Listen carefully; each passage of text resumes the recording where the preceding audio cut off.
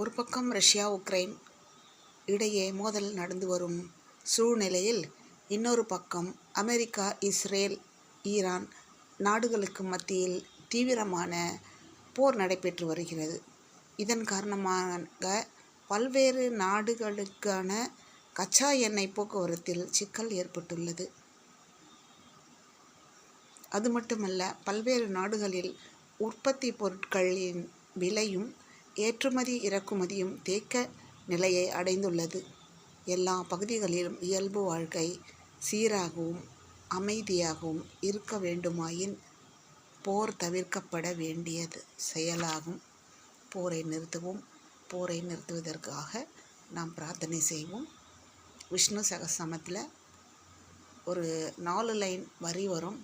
அது பாரத போரில் போரை நிறுத்தின ஸ்லோகம். அடுத்த இதில் சொல்கிறேன்.